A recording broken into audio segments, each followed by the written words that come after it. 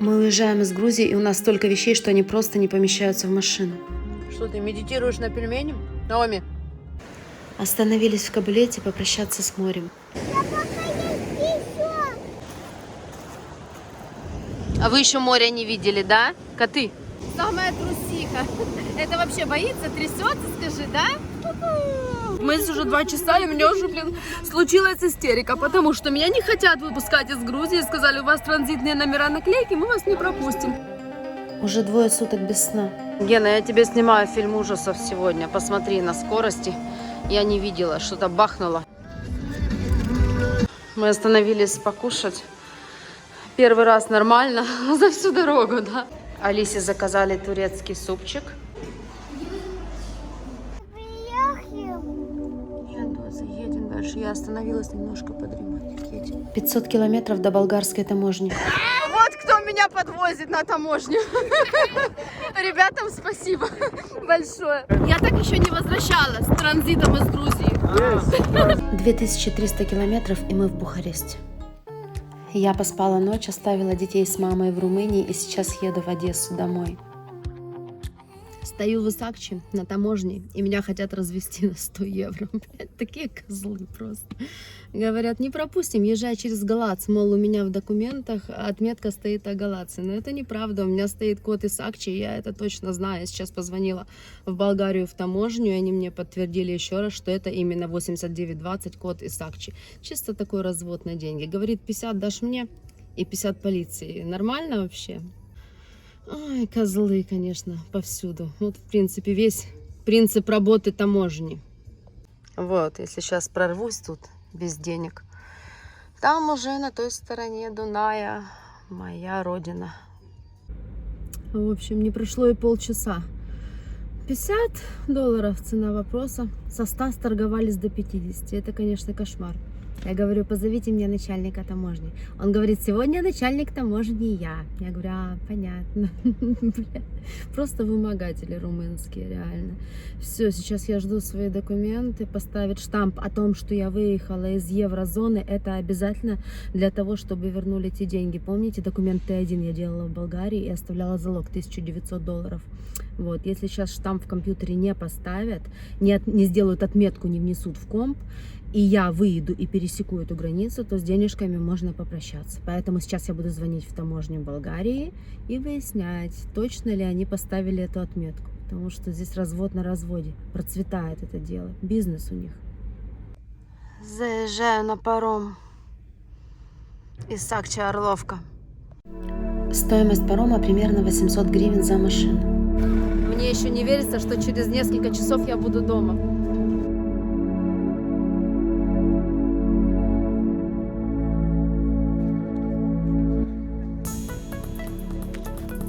Машин много, фур тоже. Вам помогают припарковаться, говорят, где нужно встать. И плывет этот паром буквально 10 минут. И через 10 минут вы окажетесь на том берегу, дома в Украине. За 2 часа, я думаю, доеду. Сейчас на таможне решу все проблемы с растаможкой и с транзитными номерами моими. И все. Есть еще вариант избежать парома и поехать через Галац, через Джурджулешты, через молдавскую таможню. Украина. Сейчас я выезжаю с парома, пройду паспортный контроль, уже здесь должно быть все нормально, оплачу растаможку моей машины. Там большая сумма, конечно, очень большая. Помните, одно время была для украинцев бесплатная растаможка, сейчас того уже нет и считают уже от цены покупки. Оплачу, отправлю им чек и, в принципе, уже все. Могу ехать домой. Я еще не верю вообще. Я 10 месяцев, почти 10 месяцев не была дома. Зайду, покажу вам вот мою квартиру, именно как есть. Там гадюшник, конечно, срач, кошка моя Серафима. Я даже не знаю, узнает она меня или нет.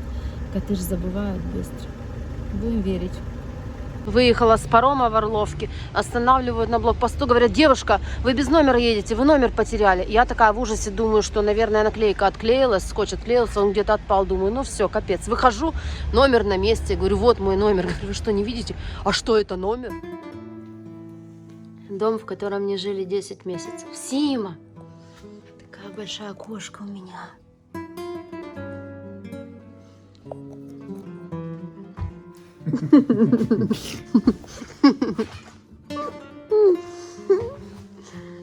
Кушать будешь? Нет, такой гадюшник. Тут, как мы оставляли, все так и осталось.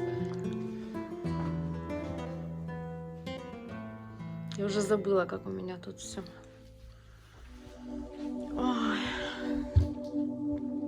Куча вещей. Кошка такая стала огромная. Тайная комната. Что тут? Так, пусто. Дедушка здесь поубирал, да, я смотрю. Завтра у меня будет день уборки. Серафима, девочка, ты на меня ждала, да? Ждала, скажи, ты меня помнишь? Такая она огромная, слушай. Вообще. Что тут, Ася? Надо Асе написать тоже, что я доехала. Я смотрю на кота, я его не узнаю просто. Покажу, как живет Одесса сейчас. Мы идем на ярмарку. Католическое Рождество. Это вам что-нибудь. Единственное, наверное, место в городе, где сейчас есть какие-то развлечения. Потому что новогодней елки в Одессе не будет решением горсовета. Город не украшали к Новому году, сейчас всем не до этого.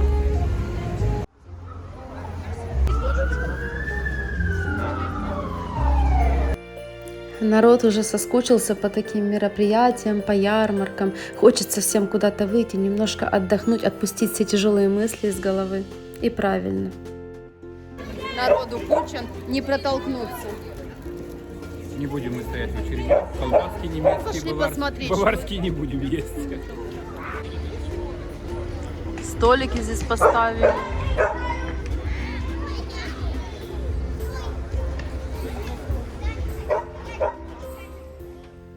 В кирхе нашей проходят концерты органной музыки.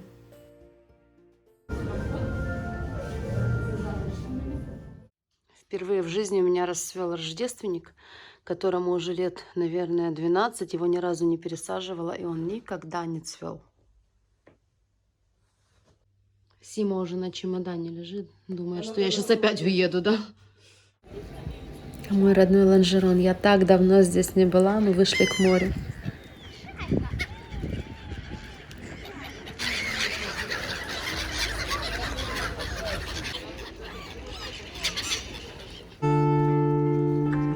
Тебе нема тепла, і день за два в журбі минає,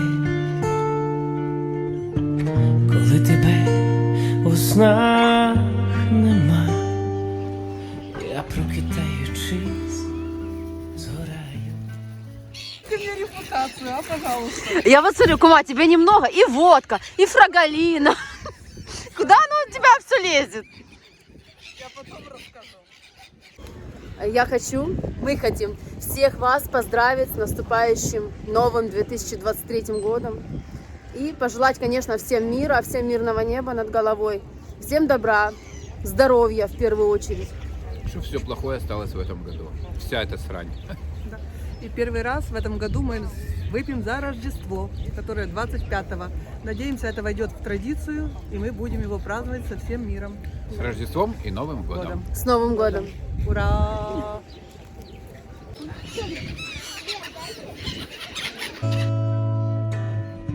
Мовчить у промені струна, душа на споминах не грає, я залишаючись один, ось тебе доля.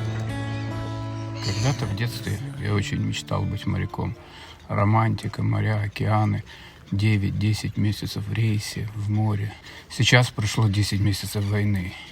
И я понял, как мудро я совершил, что не стал моряком. Потому что 10 месяцев разлуки с любимой женой, с детьми, это просто невыносимый ад. Я не представляю, как моряки годами, десятилетиями переносят эти разлуки. Море это не мое. Сколько их, да? Я хочу быть рядом со своими близкими, родными, любимыми женой и детьми. Голодные эти чайки одесские. Я хочу сказать, что я еще не верю, что я дома. У меня дома красота. Гирлянды новогодние.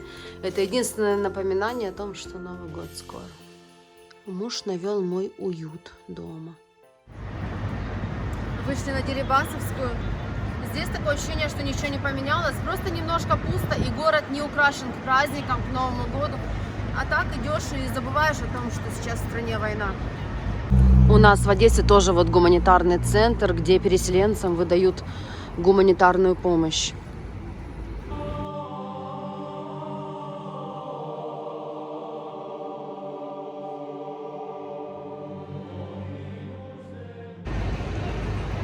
Макдональдсы закрыты. Вот так идешь по центру города, и везде вот это тарахтение, работают генераторы. Ну, практически все большие рестораны их себе поставили. Вот. И идешь, конечно, и на уши давит. Одно из немногих украшений новогодних. Люди гуляют. Холодно, серо. Холодный и печальный зимний горсад. Хочу рассказать, что я успела сделать за неделю пребывания моего в Одессе дома. Первое, конечно, это машина. Я занималась растаможкой, занималась оформлением документов. Это все муторошно, долго, дорого. Везде хотят денег. Но, слава богу, мы это все сделали, и с этим вопросом покончено. Многие не знают вообще, что вот наклейки это достоверный номер. И говорят: девушка, вы номер потеряли, у вас нет номера. Останавливают на каждом блокпосту просто и держат до выяснения обстоятельств. Проверка всех документов полностью. Что это вообще за наклейки? Есть ли такие номера? Или я сама их приклеила на скотч? В общем, ужас. Ура! Все, наконец-то у меня не будет проблем на таможнях. ТС последние у меня. Таисия, как Тая. У меня уже нормальные номера, и меня не будут дергать на таможне. Дети остались с моей мамой в Румынии, в Бухаресте. Вот, потому что по определенным причинам, по документам я их сейчас забрать с собой не могла. Но в январе я тоже буду приезжать, наверное, каждый месяц. И вот в январе, когда я буду ехать, я возьму их с собой. Что еще я сделала? С друзьями увиделась, ко мне пришли все в гости. У моей подруги был день рождения, мы к ней ходили.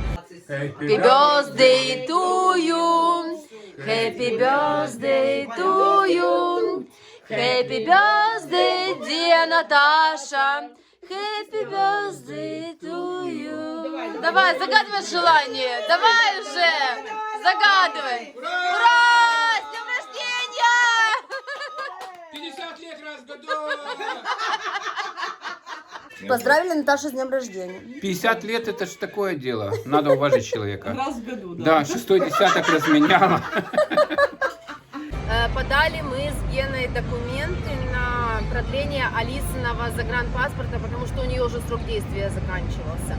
Вот. Ну и как-то по мелочам сделала уборку генеральную дома, потому что у меня там был полный гадюшник. Очень много вещей отдала в гуманитарную помощь. В частности, вот такие пакеты огромные у папы забрала моего роста и туда напихала кучу одежды, которая просто не ношу, она висит в шкафах. Детского очень много. Алиса выросла из всего. Знаете, как 10 месяцев не быть дома, и ты приезжаешь, открываешь эти шкафы, оно все такое маленькое, вещи, которые она ни разу не надевала. Естественно, все это поотдавала людям, которым они нужнее сейчас, эти вещи. Конечно, война внесла свои коррективы в жизнь одесситов. Очень много отключений света. Света не бывает сутками у людей, часами, и нет тепла, нет отопления в квартире. Ну, наш район как-то, даже не район, наверное, наш дом, наш вот угол, где мы живем, более-менее еще относительно, потому что вот в течение сколько дней я здесь нахожусь, в моей квартире свет не отключали. Ну, это, конечно, большой плюс. Вот мой муж тут был без меня 10 месяцев, целых 10 месяцев. Ну, в общем, что я хочу сказать по отключениям света. То есть, когда был блэкаут, было по двое, по трое суток не было света. Сейчас люди уже привыкли, вот, уже несли свою жизнь под график отключения света. Купили все себе генераторы, кто хотел, офисы, фирмы, люди пауэрбанки, то есть, и живем не напрягаем свое сознание, свои нервы по поводу отключения света, потому что все хотят победы. Вот даже новогодней ночью у нас гуляния не будет, потому что комендантский час не отменен. Новогодней ночи у нас не будет. Вот так вот и живем. Победы всем. Ну и, честно говоря, мне кажется, у людей сейчас нет абсолютно никакого новогоднего настроения, всем все равно. И у это, всех да, украинцев одно новогоднее желание, чтобы Конечно. быстрее наступила победа. чтобы этот ужас быстрее закончился, чтобы мы жили мирно. Вот если слышите, саксофонист там играет, и все равно его игру на саксофоне заглушает звук генератора от этого ресторана, от Риберни. Воробушки. Тепло сегодня, как весенний день. Идем по городу, генераторы эти трещат, у меня уже аж уши болят. Реклама кофейни, вот читайте внимательно. Вечером во сколько свет включат? А позади меня огороженная. Это Екатерина наша. По понятным причинам ее оградили. Там уже надписи куча неприличных внизу. Пока выходило это мое видео, памятник Екатерине в Одессе снесли. Ну вот еще один генератор огромный привезли. Будут ставить.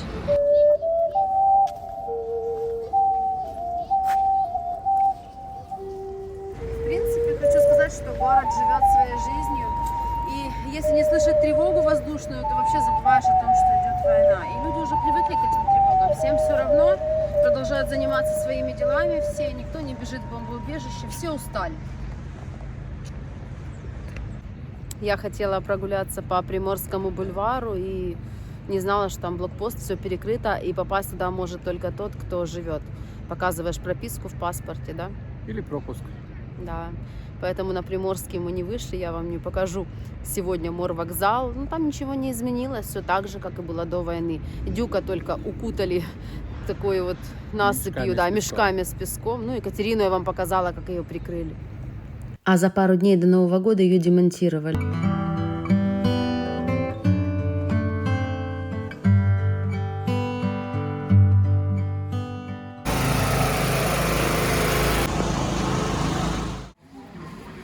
Хочу детям в Румынию елку привезти. Это выход из положения. Ну, я шучу, конечно, Тая будет рыдать, если я такое куплю. Наверное, поедем на привоз и купим живую, маленькую. Потому что здесь цены просто... Ну и огромную тащить в машине. Вообще плохой вариант. Елки в этом году. Я приехала к куме на работу. Менять летнюю резину на зимнюю муж заставляет. Я говорю, я тут прекрасно ездила на летней.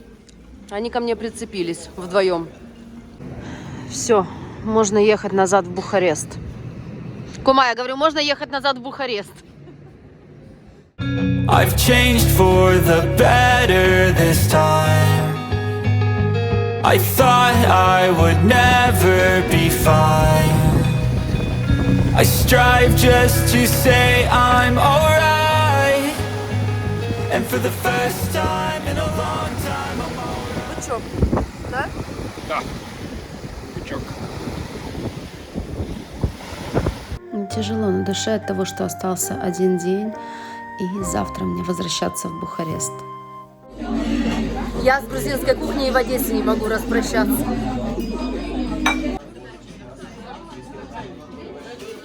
Я в Тбилиси хинкали не наелась.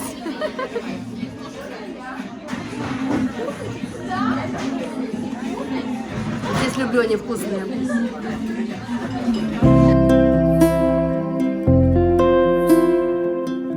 Сейчас покажу, как кошка моя спит. Она никогда в жизни так не спала. Я сейчас пришла, вот чувствую, что я завтра еду в Бухарест, возвращаюсь. И дрыхнет. Тревога, сирены воют на улице. 24 ракеты летят на Одессу. А у меня перед Новым годом расцвел рождественник. Посмотрите, какая красота. Он ни разу не цвел. Это цветок Асиного папы. Очень красиво. Теперь, говорят, будет уже каждый год цвести. Там где-то ПВО только что что-то сбило громкое такое и большое. Сима, Я ж к тебе приеду, ты знаешь. Редко она на этот подоконник у меня залазит, в основном с той стороны. Здесь у нас окна во двор выходят. И сегодня так бахнуло, что-то прилетело в Одессу. Сима перепугалась, аж под ванну забилась, я ее еле вытащила. Сим, ты испугалась, а? А вот сейчас только отошла от окна, слышите? Вот еще одно сбитие. Молодцы, конечно, наши ребята. Вообще не представляю, как бы мы без них здесь выжили. Я возвращаюсь к детям в Бухарест, везу им елочку, подарки от Деда Мороза. Будем встречать Новый год. Пусть все плохое останется в 2022.